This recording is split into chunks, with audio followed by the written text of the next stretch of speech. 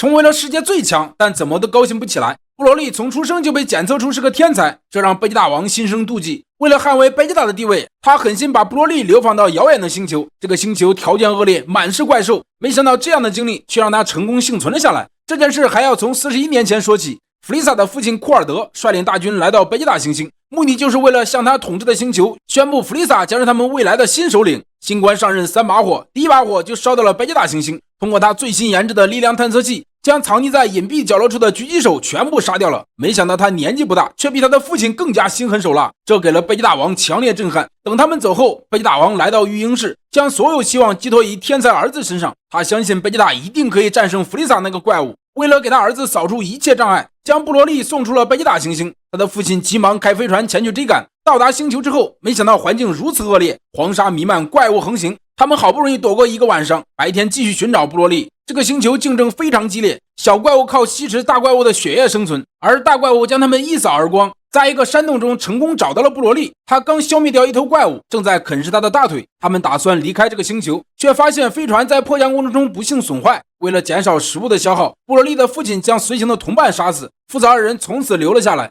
弗利萨将所有赛亚人召集回来，这其中就包括卡卡劳多的父亲巴达克。他非常怀疑弗利萨的动机，但是没有任何证据。他告诉了妻子自己的想法，打算连夜将卡卡罗特送往科技与力量都不强的地球。如他所说，弗利萨果然要将赛亚人一举歼灭，就是因为那个超级赛亚人的传说。面对巨大的破坏弹，所有人都不知道发生了什么，只是神情呆滞地看着。唯有巴达克拼尽全力抵抗，但他怎么可能是弗利萨的对手？连同这个星球一起消失了。除了违背弗利萨命令的贝吉塔和拉蒂兹幸免于难，还包括被流放的布罗利和他父亲。而悟空到达地球后，结束了众多的小伙伴，修行之路历历在目。时间来到龙珠超力量大会后，当年桀骜不驯的贝吉塔王子也在悟空的感召下成为了好人。他们一群人在自家小岛上度假。经过力量大会后，悟空知道其他宇宙还有很多高手，所以想要修炼变得更强。而贝吉塔只是不想输给悟空，作为比赛胜利的奖励，比鲁斯将弗利萨复活了过来，但他并没有从此放弃作恶。赫南克斯打来电话，告诉大家龙珠被弗利萨偷走了。好在龙珠只收集齐了6颗。博尔玛将女儿丢给比鲁斯后，就开着飞船前往最后一颗龙珠所在地。复活后的弗利萨再次成立了强大的军团，而他这次收集龙珠的目的只是想长高5厘米，因为他不喜欢别人叫他小矮子，哪怕背地里叫也被他通通杀了。画面中出现2个新的人物，这2个人物直接改变了布罗利的命运。为了扩充弗利塔军队，他们奉命前去寻找新战士。在途经布罗利的星球时，他们收到一段求救信号。帕拉加斯看到激动不已，跌跌撞撞地跑了过去。正在他们交谈之时，一个怪物突然出现，看到布罗利一招将怪物打倒。2个人非常高兴，因为这种爆表的战斗力正是弗利萨军所需要的。2人将他们带上飞船后，次来发现布罗利并不善言谈，但对这个单纯的大男孩很有好感。他们见到弗利萨之后会发生什么呢？如果大家感觉不错的话，希望给我点赞、关注加收藏哦。明天带来下集，布罗利成弗利萨妻子与超强无基塔大战。在他们眼中，弗利萨是救世主，而在弗利萨眼中，他们只不过是一颗棋子。布罗利的父亲一心想找贝吉塔王报仇，没想到贝吉塔行星早已毁灭。得知他的儿子还活着，他决心前去报仇。次来对布罗利一直十分有好感，看到他父亲惦记布罗利，他偷偷将氧雾器偷出来，将他彻底毁坏。原来他不能碰触的衣服是小巴的耳朵。